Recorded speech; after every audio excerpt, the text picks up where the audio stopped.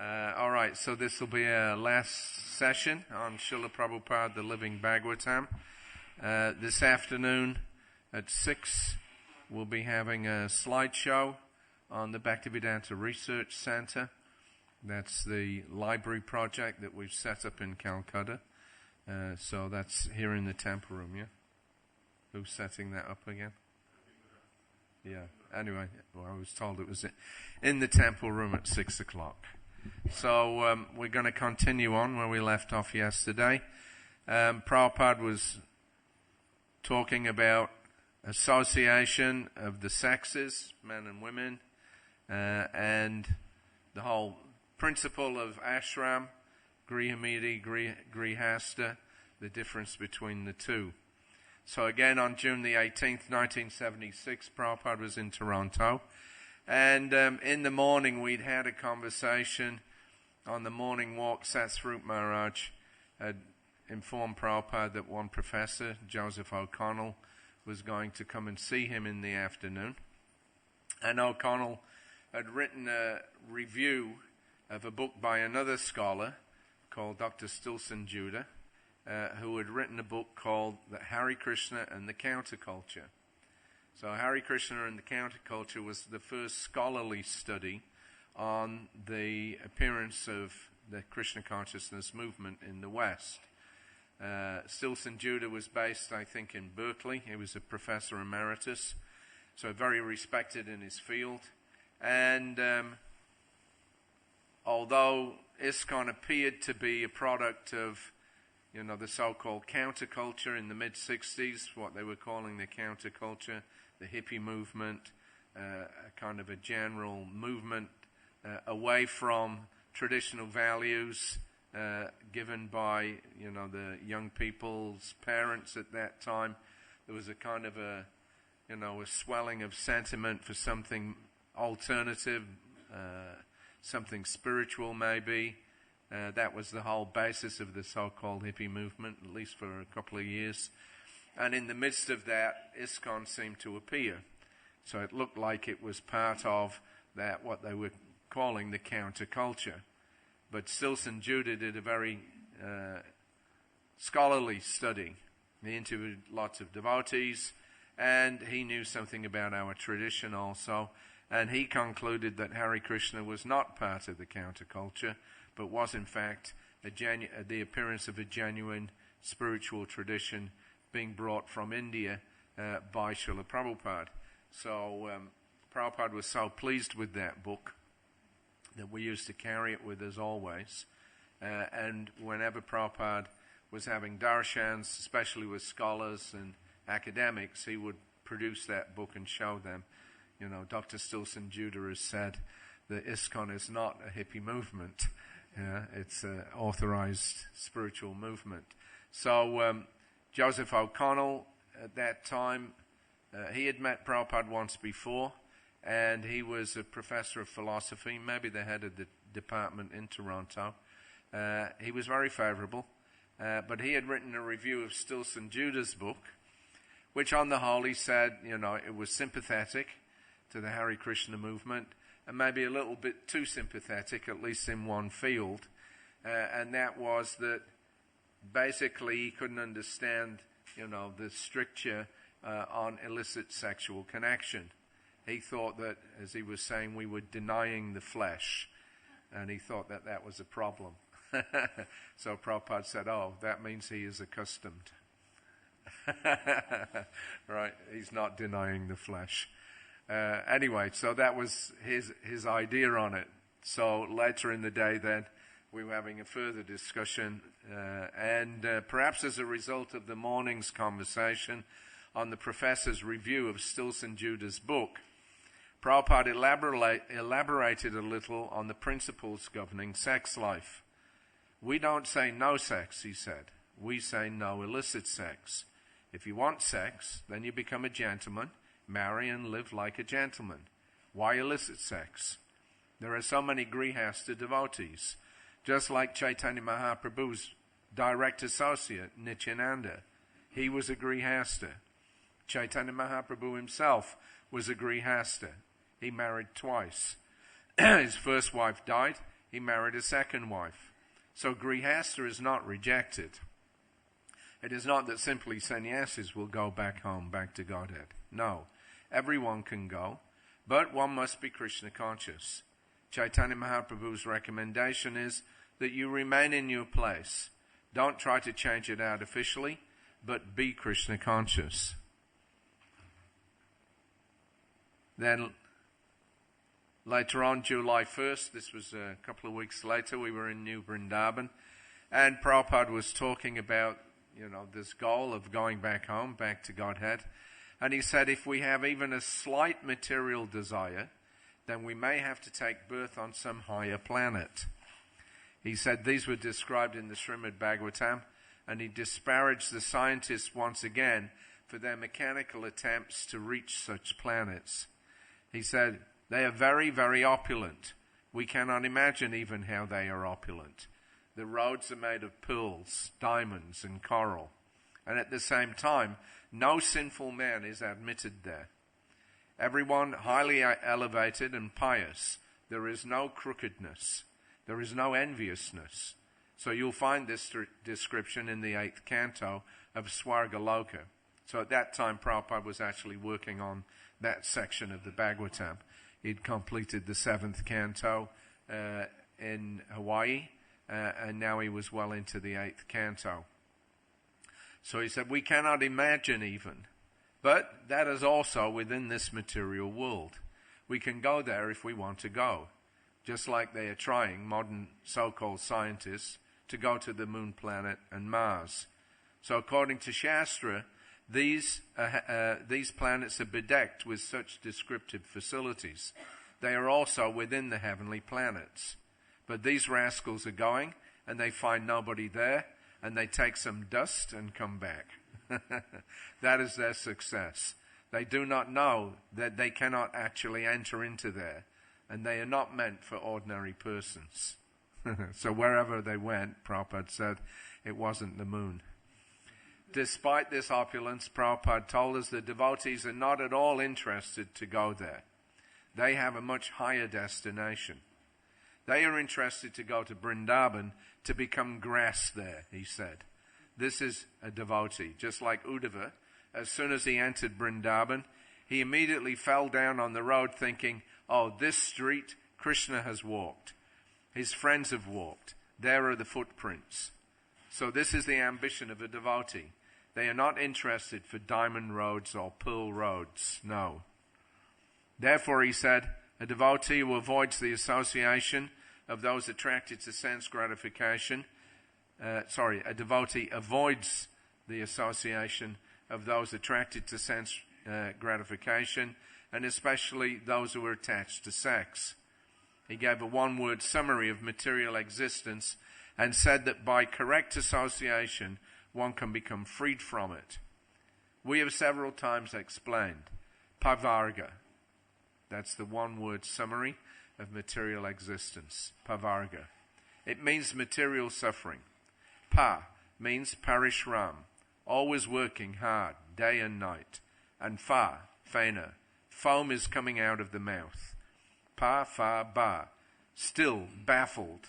Ba is fearlessness, so pa, fa, ba, pa, and ma, mritu, at last, death. So this is called pavarga. And apavarga means just to counteract this pavarga. So in one life, if we try to associate with the devotees and engage in Narayan's service sincerely, so maybe a little difficult, but actually there is no difficulty. Where is the difficulty? We heard that phrase so many times. Sridhar, of course, called his book about Prabhupada, where is the difficulty, or what is the difficulty? We heard that so many times. Prabhupada would say, what is the difficulty? You just chant, dance, eat prasadam, and go back to Godhead. So again, where is the difficulty? We can see it practically. To chant the Hare Krishna mantra and take prasadam, is there any difficulty? There is no difficulty. It is so pleasing. His conclusion was that we should finish our business immediately in this life. Krishna consciousness movement means to become fully detached with this material enjoyment. Simply become engaged in Krishna's service. then your life will be successful. Thank you very much. So that was Prabhupada's simple formula. Don't entertain any thoughts that, okay, if I have a little bit of a material desire, then at least I'll go to the heavenly planets in the next life. Because even if you go to the heavenly planets, you still have to come back down again at the end of it. There's a description of the inhabitants of the heavenly planets. When they're born, they're fully mature. There's no babies, no passing stool and screaming. They're already born fully mature. And they're born with a garland, like this garland. And that garland remains with them their whole life, very fresh and fragrant. But when they get to the point when that garland begins to fade, then they get into tremendous anxiety because it means they're going to die within 1 year. Then they have their children, and then they die. And then they have to come back down again to this material world, or this level of the material world. And they come down, Prabhupada says, in the form of raindrops. That's one way. Yeah, they come down as a form of rain. And then they get absorbed into the grains that are growing. And then the human beings eat those grains, and the living entity enters in that way. So, anyway, it's a science. So, Prabhupada often said that one of the problems with my disciples is that they're not concerned about going home in one lifetime. They don't mind if they go to the heavenly planets. So, this is a problem. We have a slight material attachment. So, okay, so now another kind of association that Prabhupada warned us against was with the Babajis. And that sounds maybe a little odd. The Babajis of Vrindavan, not to associate with them. After all, they're living in Vrindavan, they chant Hare Krishna. Are they not saintly persons? We've been always told that association with saintly persons, is the key for going back to Godhead. But Prabhupada was, very careful about who he identified as real saintly persons and who were actually just imitating. So Vrindavan, there are many different kinds of personalities there.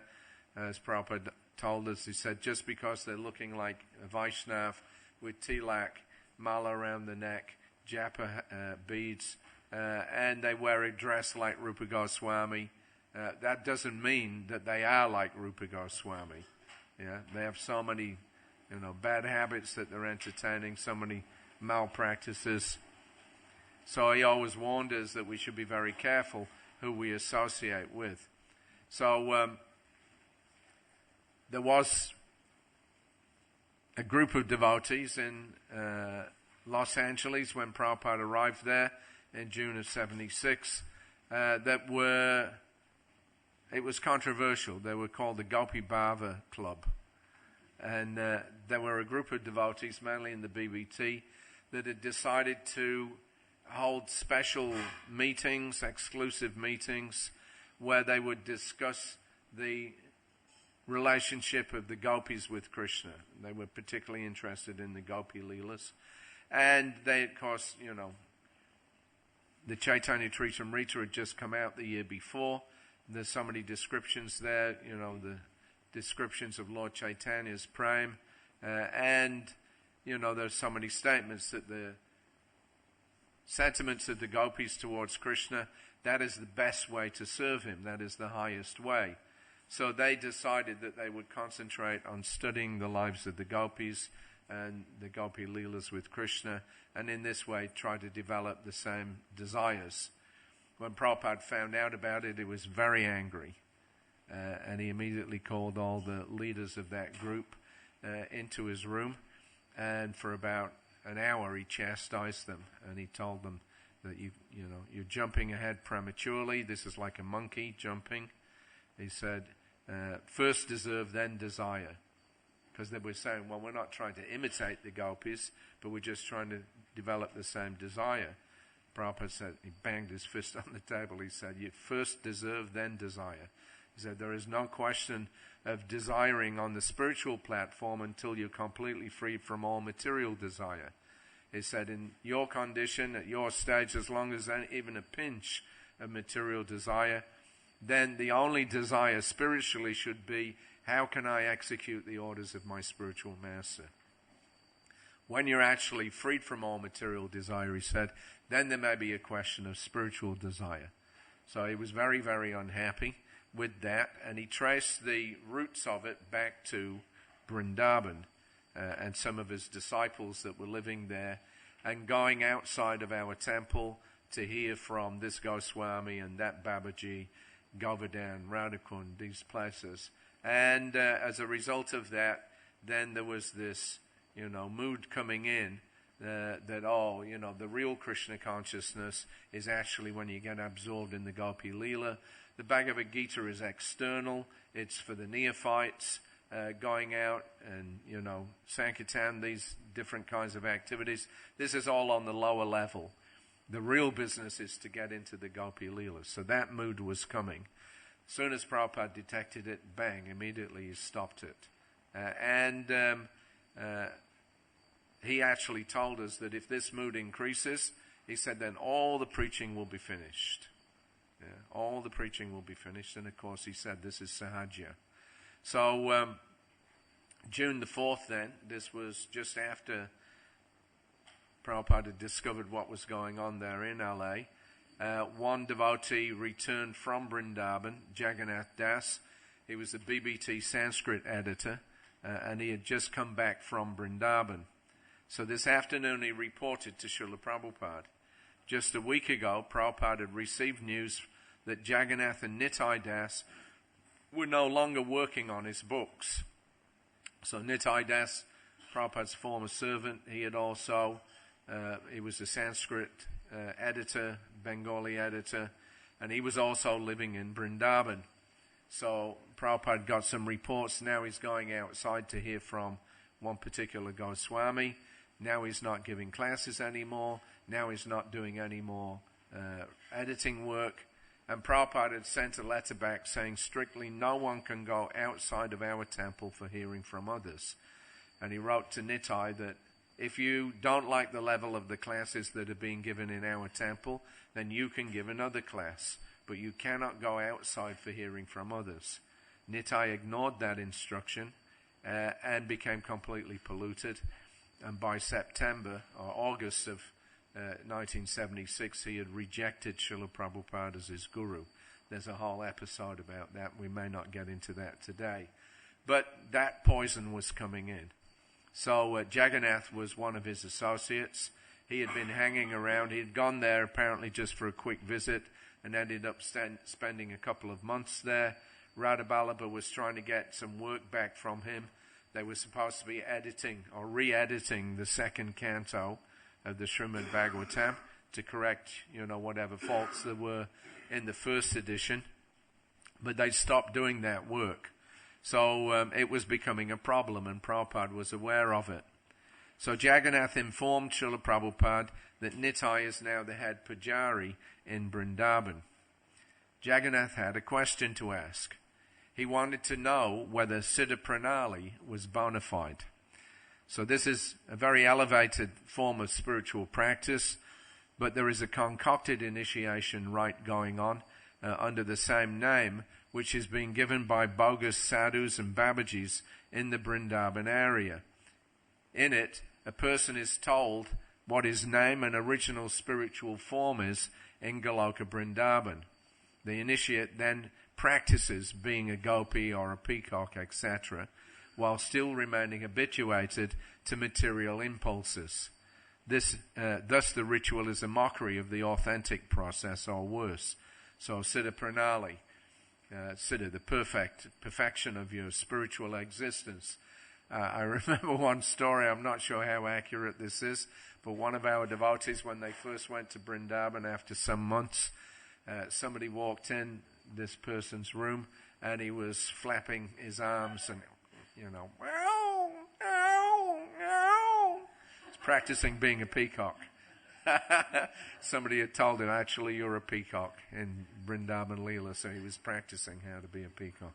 So this is this is not the way. But this is going on, and actually you'll see in Vrindavan sometimes, we used to see some strange-looking women that would come into the temple. And actually what they were men dressed in saris. And this is part of their initiation process, that when they get initiated, they're told, now you're such and such a gopi or such and such a manjari or whatever.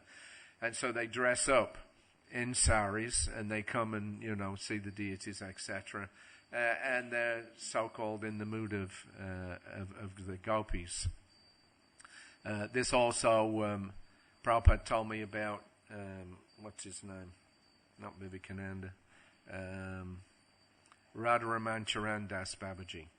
He was a contemporary of Bhaktisiddhanta Saraswati. He was around about the same time. He invented the Nitai Gaur Radhe Shyam Japa Hari Krishna Hari Ram mantra. And that became very widespread. And he was a sahaja. They used to dress up as gopis. They would have their so-called menstrual periods. So for 3 or 4 days they wouldn't come out. In this way, this is how they go on. So all of this stuff is going on in Vrindavan, and Prabhupada knew it very well. So he was very cautious about allowing his disciples to go and mix with these people. So as soon as Jagannath mentioned Siddha Pranali, Prabhupada immediately became angry.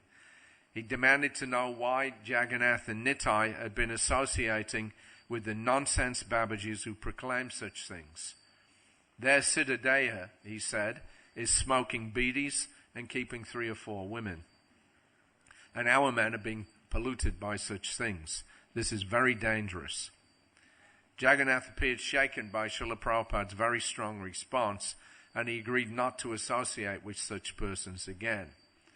And actually, after Prabhupada's disappearance, practically every single person that was involved in that Gopi Bhava club, which was about 50 people, half and half men and women, they all left. Yeah, only I think Dravida survived that. He got innocently involved in it. As soon as Prabhupada, objected, he immediately withdrew and never did it again. But practically every single member of that Gopi Bhava club all left.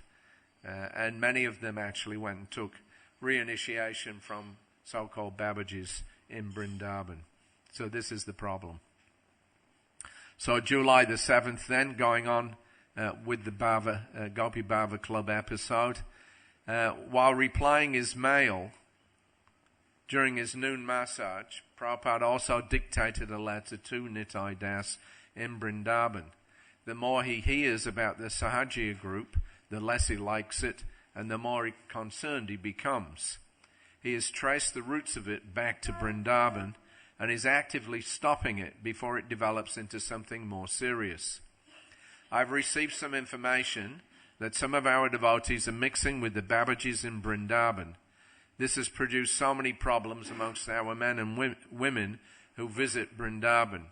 Here in Los Angeles, we have found that there is a group of about 40 devotees who privately meet to discuss the intimate pastimes, artificially thinking that they can enter into the understanding of the gopis prematurely.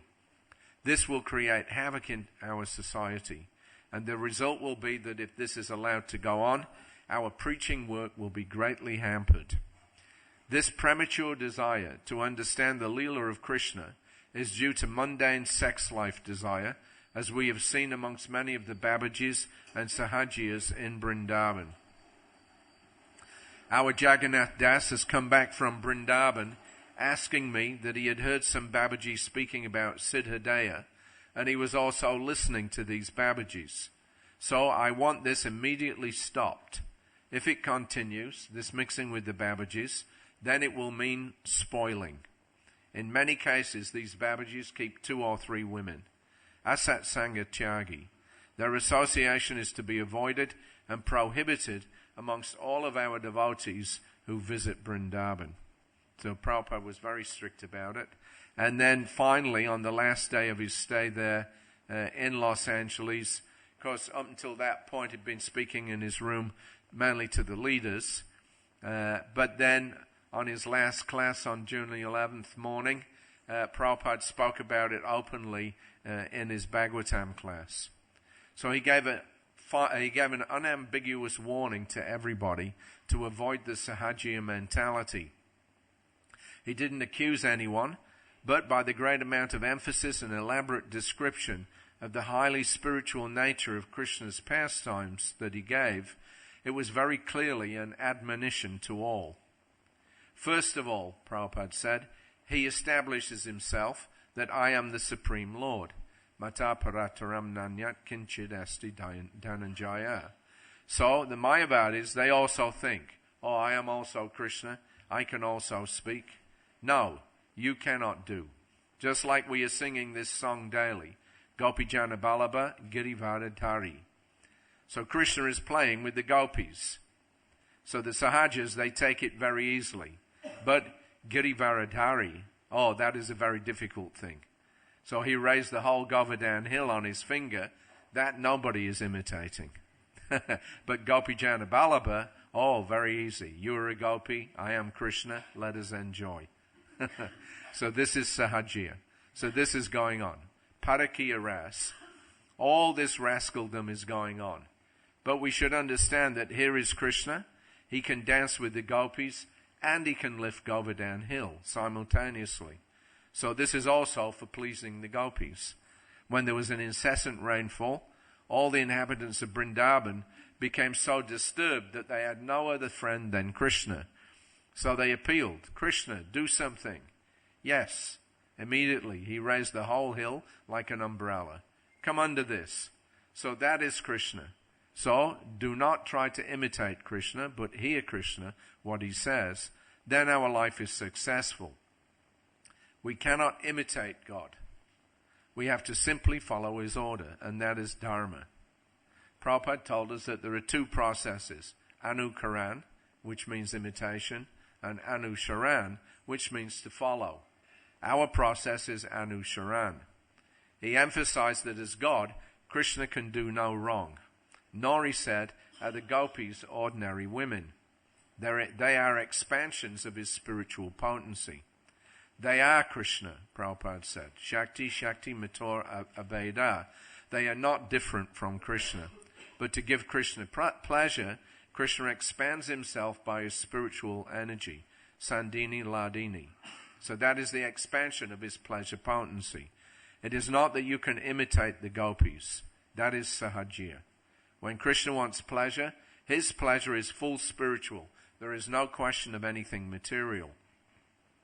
So that has been very broadly broadcast by Srila Jiva Goswami. So you read all this, but do not try to imitate.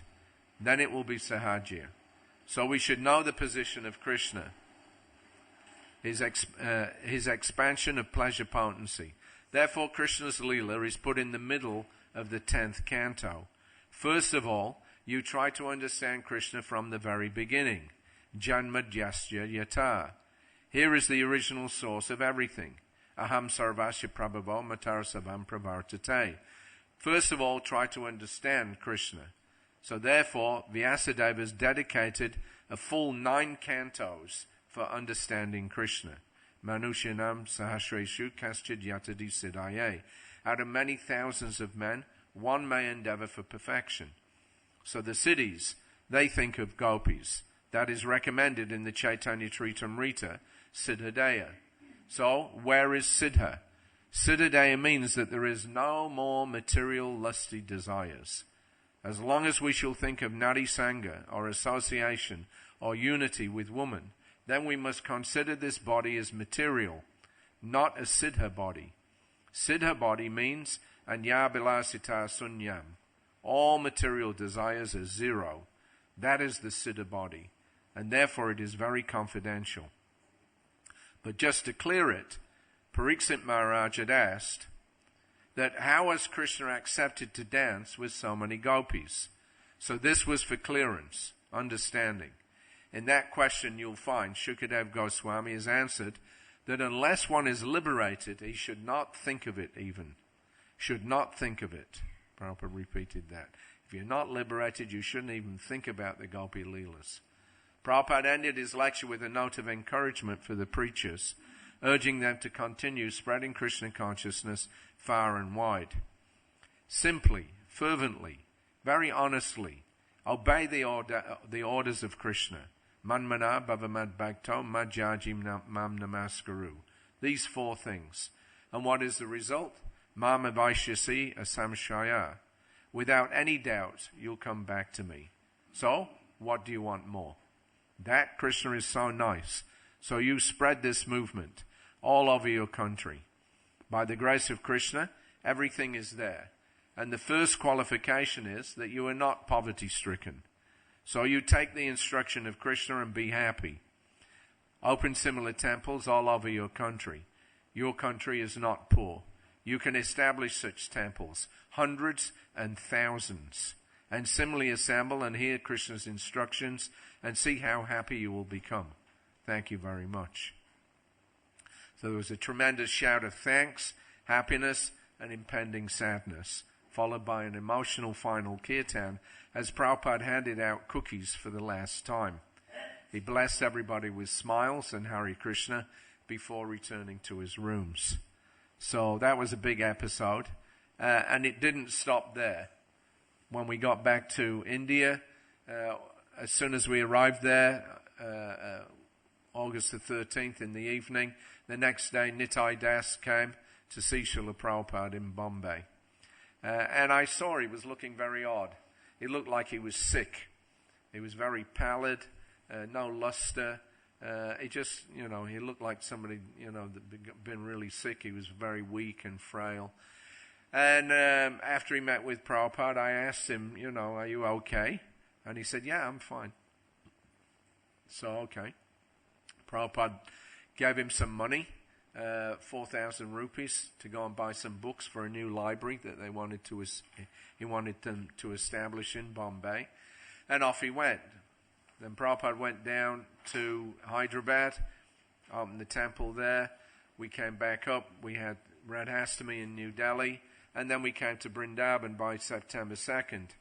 So in the 2 weeks since seeing Nitai Das, then all rumors started out, and nobody had seen him since he had, visited Prabhupada in Bombay, and he just kind of disappeared. And then the rumor was that he had left ISKCON, but it wasn't confirmed. Then gradually it came out that he had in fact left ISKCON, and he sent Srila Prabhupada a letter explaining why he had left ISKCON. So one of his main gripes was that in ISKCON we only chant 16 rounds, but in the Chaitanya Bhagvata it says that if you only if you chant 64 rounds a day can you be accepted as a confidential servant of Lord Chaitanya. So his reasoning was that because we only chant 16 rounds, then that means that we can't go back to Godhead in this lifetime. We cannot be accepted by Lord Chaitanya as an associate. And he also criticized Bhaktisiddhanta Saraswati Thakur, that everybody, it's commonly known that he was never that Gaurkishore Das Babaji never had any disciples. So in this way, he was criticizing in different ways. And then at the end of his letter, he put this ridiculous comment. He said that, so now, he said, I'm going out to find some other great Mahatma in whom I can place greater faith. So I want your blessings in this regard. So he asked Prabhupada to bless him, that you're not good enough. You bless me, I can go and find out somebody better than you. What an idiot. Yeah. So he got completely polluted. Still to this day is completely polluted. Prabhupada made a comment that he will not go to, and then he asked him to bless him. Prabhupada said, in his response, he said, yes. He said, I bless you, you will never advance. And he made a comment that he will not go back to Godhead for many kalpas of births. And actually a few years back I saw he had a website, and he had his little autobiography there.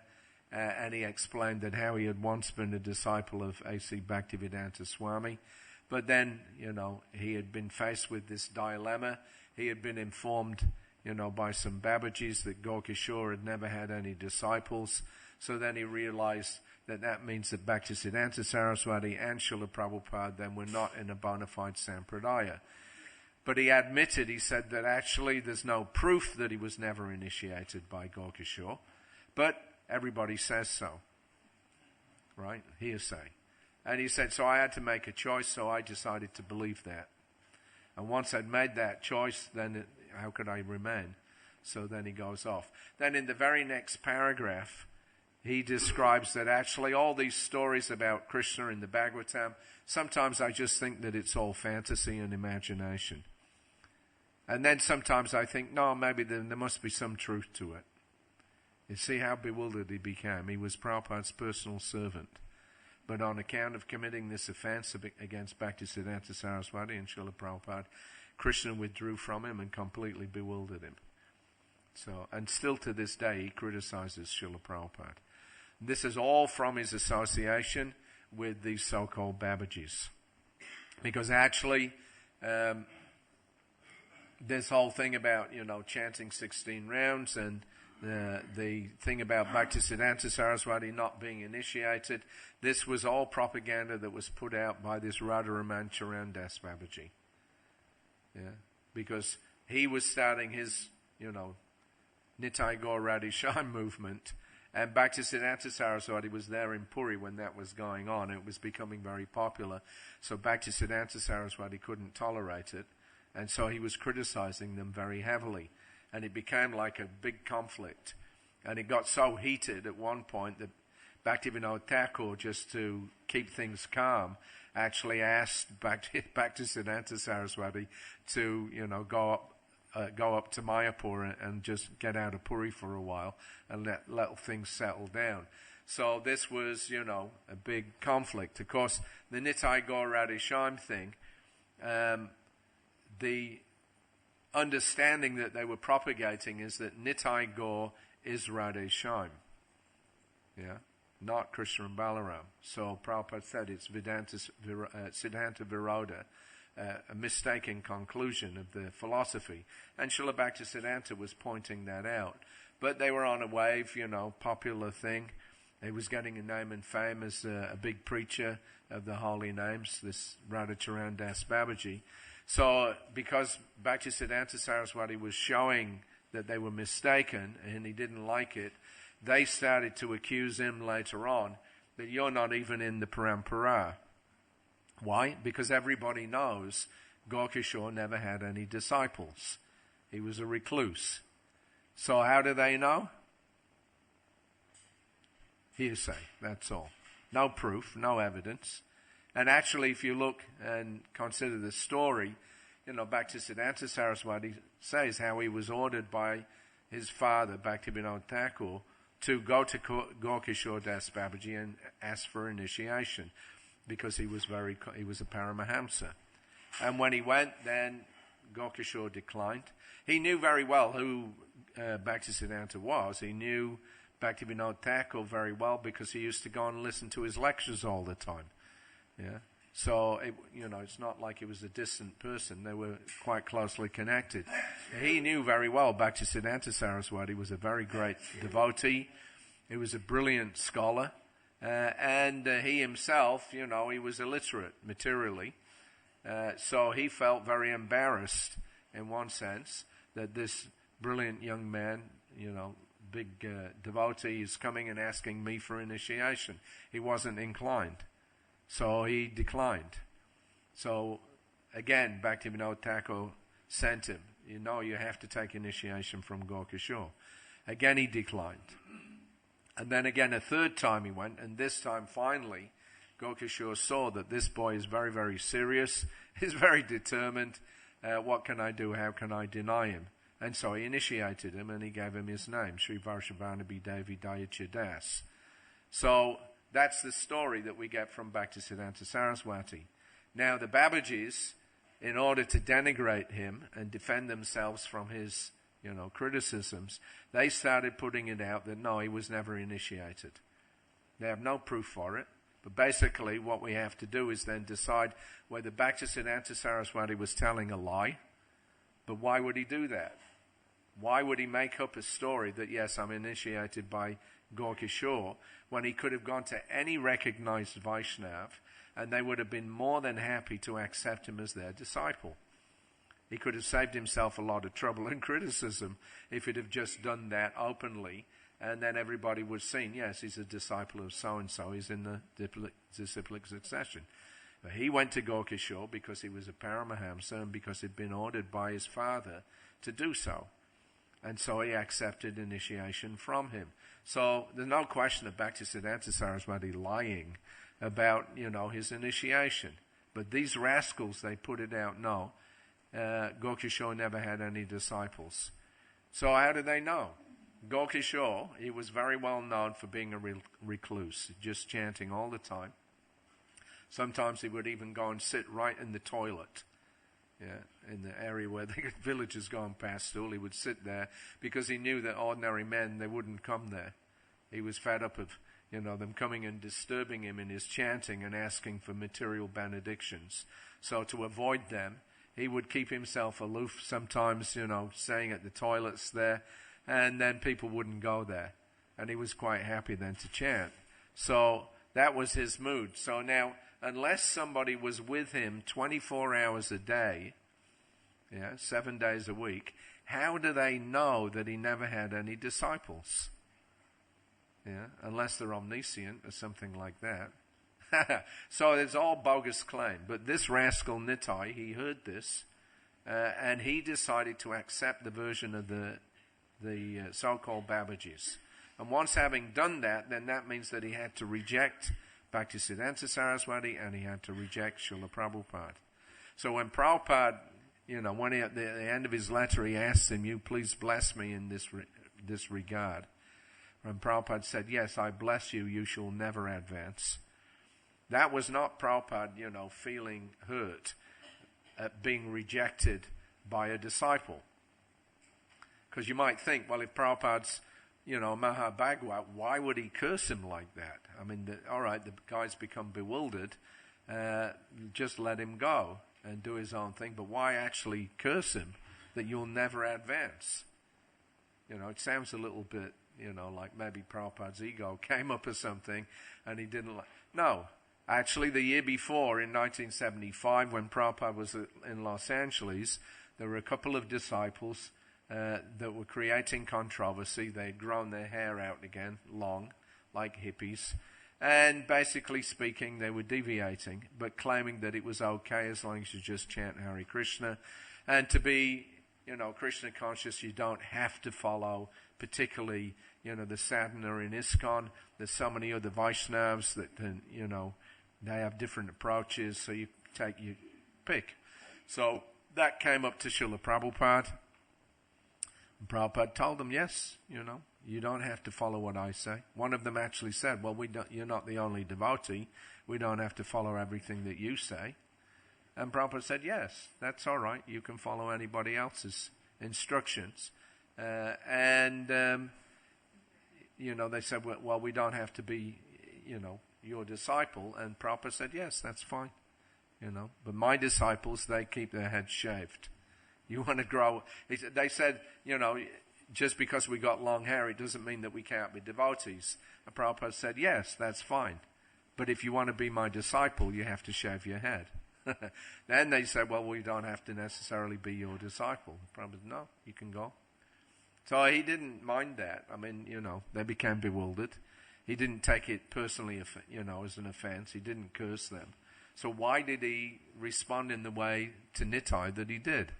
And the answer is, of course, is that he was insulting his spiritual master.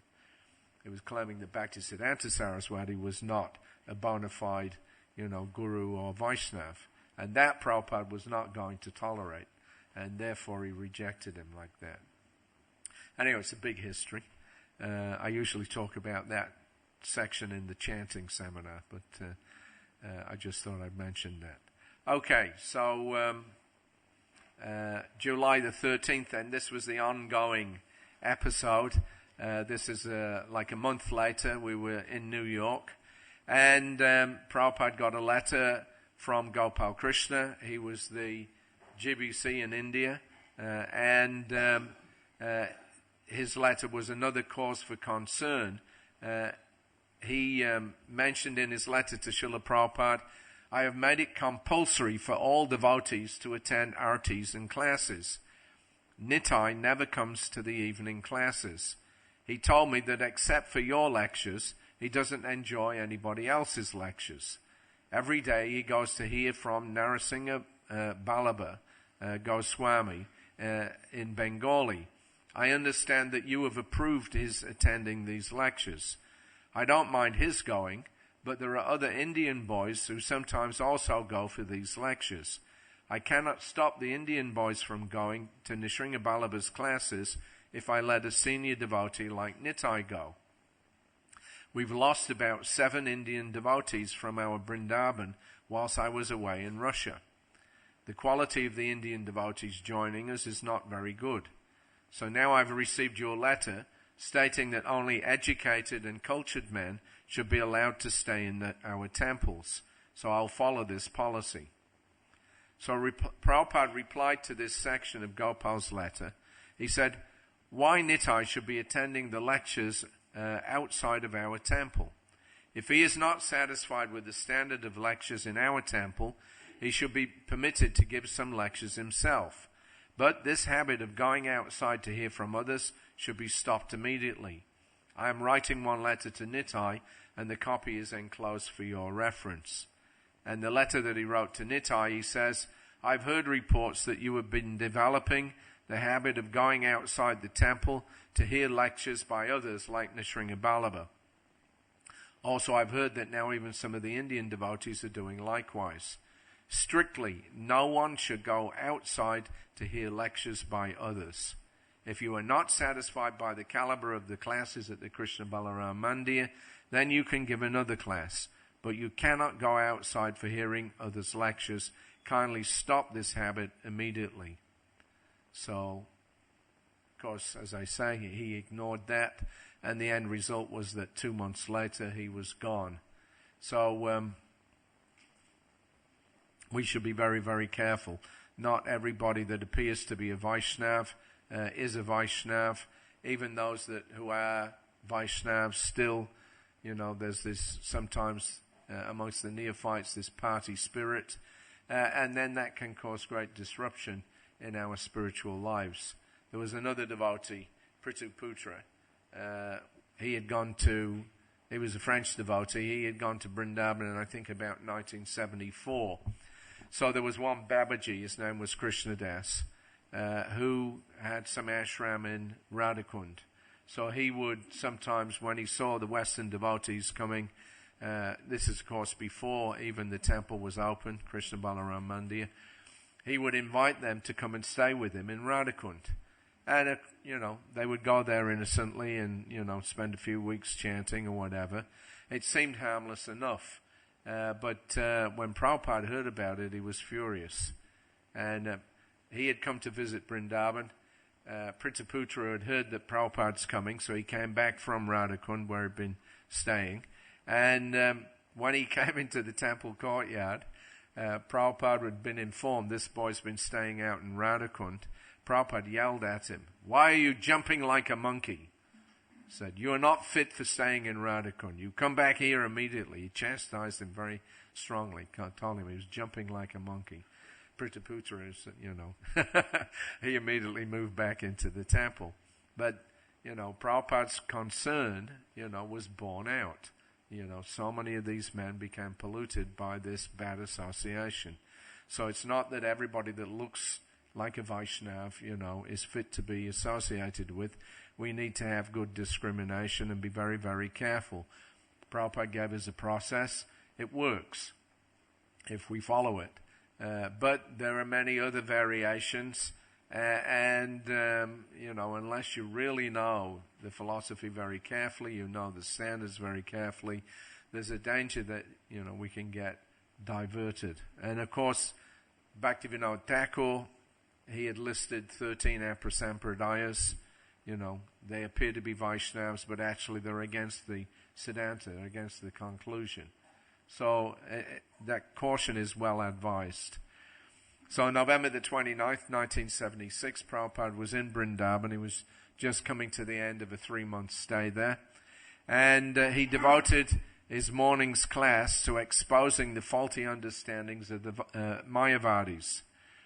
He said the Srimad Bhagavatam is out of their jurisdiction because it directly glorifies Krishna as the transcendental person, as stated in the verse. So the verse says, actually, Lord Rishabdev had no material body, but due to Yogamaya, he considered his body as material, and therefore, because he played like an ordinary human being, he gave up the mentality of identifying with it. Following this principle, he began to wander all over the world. While traveling, he came to the province of Karnataka in South India, and he passed through Konka, Venka, and Kutaka. He had no plan to travel this way, but he arrived near Kutachala and entered a forest there. He placed stones within his mouth and began to wander through the forest, naked and with his hair disheveled like a madman. So Prabhupada told us that we begin our spiritual education by understanding that we are not this body. But in the case of Krishna and his expansions, there is no such difference. Declaring those who think that Krishna's body is material to be rascals, Prabhupada said that Chaitanya Mahaprabhu had also stated that such persons commit great offense. The Mayavadis, he said, they say so. Therefore Chaitanya Mahaprabhu says, Mayavadi hoi Krishna aparade. They think that God is impersonal, but when he becomes a person, then he accepts a material body. This is wrong. Here it is said, Muktalingasya Bhagavat Rishabhyasya, that there is no difference. Otherwise, how can Krishna lift, as a 7-year-old boy, the Govardhan hill? Is it possible with this material body? No, that is not possible. So this is common sense. The Mudhas cannot understand God, he said, and even when he comes and shows his opulences, still there are rascals who say it is simply mythology. Oh, what will God do? He comes before you. He displays his mighty opulences. He expanded himself into 16,000 forms. But mythology. So what can Krishna do? Advaitam achyutam anadam anantarupam ajam puranam purusham navayovanam cha. Shastra says that he has got anantarupam, but still he is one. There is no difference. So they cannot understand the absolute truth, and they like to comment upon it foolishly. Therefore Sanatana Goswami has said, don't hear anything from the Mayavadis, Avaishnava, at least the Gita and the Bhagavatam, or any Shastra. Don't hear, because they do not know what is actually the position. As long as a person remains as an aparadi, an offender, Prabhupada said, then there's no possibility of understanding Krishna. He warned us not to associate with such persons. If one is not a Vaishnav, do not be liberal. Oh, what is the wrong? He is talking on the Bhagavatam. But he does not know who can speak the Bhagavatam. Here in Vrindavan, there is a big Mayavadi sannyasi. He speaks on the Bhagavatam and speaks all nonsense. But there is a big crowd going to hear him. So, the Mayavadis, yes, they're attracted. They are very educated. They can put things in a jugglery of words. That capacity they have got. And so people become amazed. Almost everyone. So therefore they are not very much pleased with this movement that Krishna is God.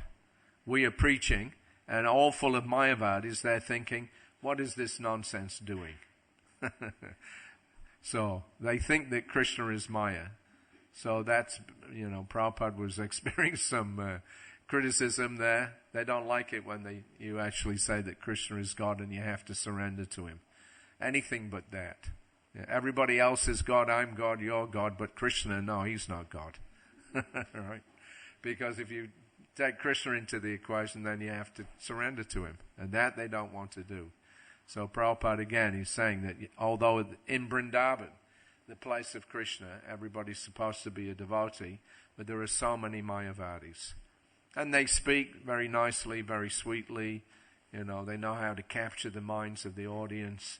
They talk very eloquently, tell jokes, make everybody happy. But the end result is that nobody understands that Krishna is God and that they should surrender to him. So what's the point of that? So one other devotee that was there in Vrindavan at that time, his name was Bhakta Richard. He never actually took initiation from Prabhupada, but he was living at Radhakund. We used to call him Radhakund Richard. He nowadays, he's still alive. He's, I think, in his 70s now. He lives in Kansas City. I see him sometimes. He still comes to Mayapur. I saw him a couple of years ago.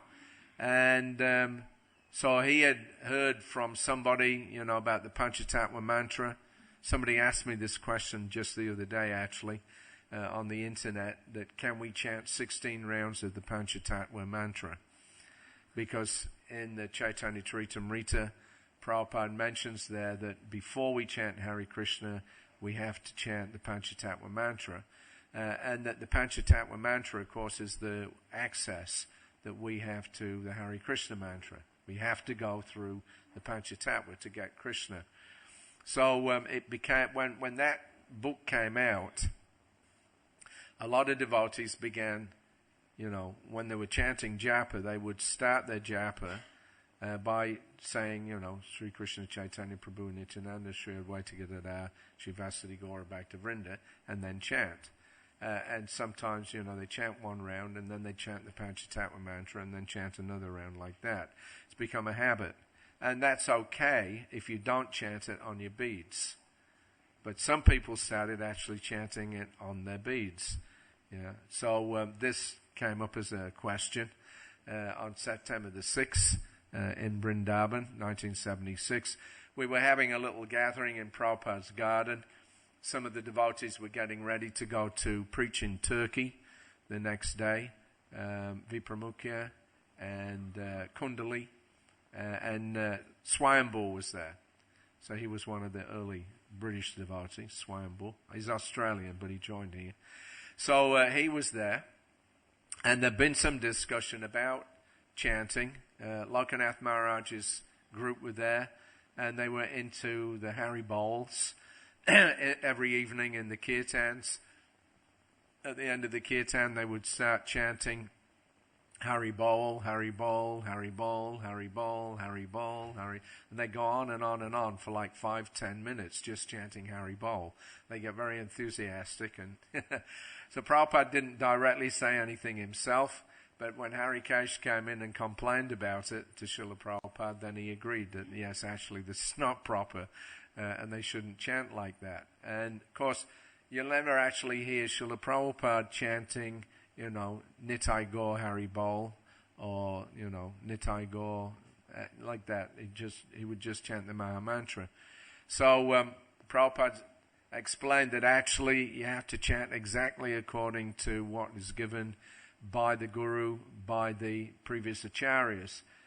Even if you chant something which is okay, then it's not technically wrong, but if it's not given by your spiritual master or by the acharyas, then it becomes Guru Ravagya, even if it's the holy name. And he mentioned this in class one day. He said, yes, you can chant Ram, Ram, Ram, Radhe, Radhe, Radhe. He said, they're also names. But Shastra doesn't say like that. Shastra says, Hare Krishna, Krishna Krishna, Hare Hare, Hare Rama, Rama Rama, Hare Hare. So he said, do not invent. He was very clear about it. You can't just make up mantras or combinations of names. Yeah. So it was becoming an issue. Last night we were in Coventry. One of the devotees was singing, and practically unconsciously I heard every time he sang, he was leading, and every time he sang the Maha Mantra, he was singing Bhaja. He was just doing automatically. Bhaja Hare Krishna, Hare Krishna. So at the end of it, at the end of the class, before we left, I took him to one side and I said, you're chanting Bhaja Hare Krishna. He said, am I? Are you sure? And I heard him every time he chanted it, he was putting the word Bhaja in front, but he wasn't even aware of it. I told him, I was with Prabhupada 5 times when he brought this issue up and said, do not chant Bala or Bhaja before the Hare Krishna mantra. But still it goes on. Anyway, so this was another issue, Nitai Gaur, chanting Gaur Nitai or Hari Bol like this. So Swayambhu asked Srila Prabhupada, Is it more beneficial for people to hear the Panchatattva mantra than the Hare Krishna Maha Mantra? Oh yes, Prabhupada said. You are going to Hare Krishna through Nitai Gaur. Nitaya Karuna Habe, Braje Radha Krishna Pabe. But he added, the principle is, do not try to manufacture, because you are not experienced. So what nonsense you will manufacture, that will be offensive. You better go on with the simple thing. So Swayambhu said that he knew somebody who chants the Panchatattva mantra on his beads. Prabhupada raised his eyebrows. Who? That boy Richard in Radhakund. He was referring to a tall, thin New Yorker, liked by Srila Prabhupada and many of the devotees for his humble attitude, who had been living in Radhakund for quite a long time. Prabhupada shook his head in disapproval and sympathy. Rascal. That is his bad association. Therefore I say, don't follow these Radhakund Babajis, Narakakund Babajis. And they smoke beedies. I have seen them. So Richard is still there. So when I explained that he was now very ill and maybe about to die, Prabhupada was very concerned and said that he could come and stay with us if need be. He was sick at that time. Anyway, that was Prabhupada's response, that he got this idea of chanting the Panchatattva mantra on his beads from the Babajis, therefore rascal. All nonsense. What time do we go on till this morning? It's 9 o'clock. I'm not Mr. Temple President, Manager. Okay, we generally take questions. Let me see. Okay, just one other Babaji. Let's have a look at this one. This is the last one, actually, on the Babaji section. October the 17th, 1976, Prabhupada was in Chandigarh. He had gone up there to do a week's pandals. It was very successful.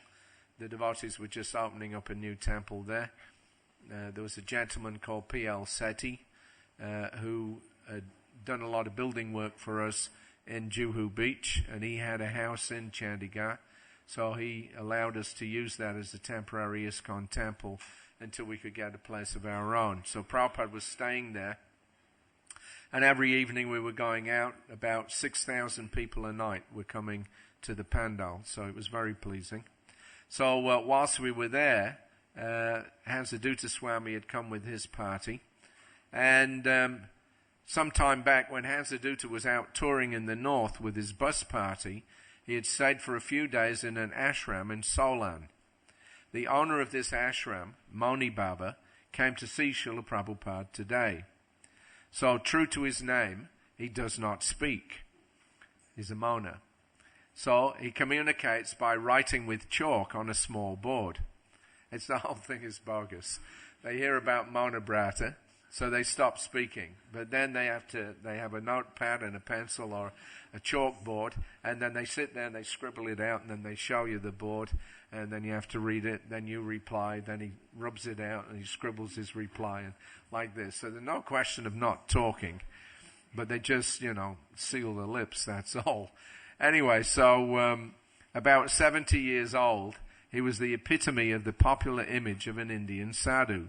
He had a long white beard, he wore only a chadar and a short brahmachari dhoti, and he had a picture of Lord Vishnu hanging around his neck. So he's a nice man. So Prabhupada received him cordially. So Moni Baba began writing on his slate in Hindi, and Chaitya Guru read his message out to Srila Prabhupada. He said that he had wanted to donate his ashram to ISKCON and go to America. Prabhupada laughed. He said, ask him, what will you do in America? So Chaitya Guru read out his reply. He said he wants to preach with you. Prabhupada shook his head with amusement. How you can preach when you're writing on a slate and you're not talking?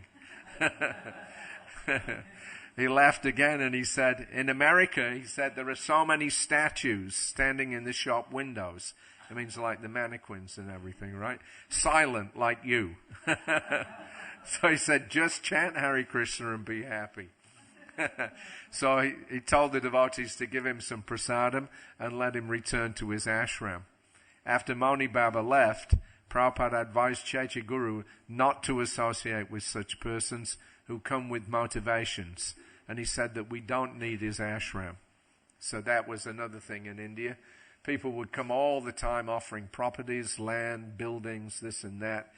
But there was always some catch. Yeah, there was always some, fine print. And therefore Prabhupada would be very, very cautious. Unless it was an outright gift with no conditions, he would not accept anything. So Moni Baba, he had his ashram, let me give it to ISKCON, and then they can take me to America.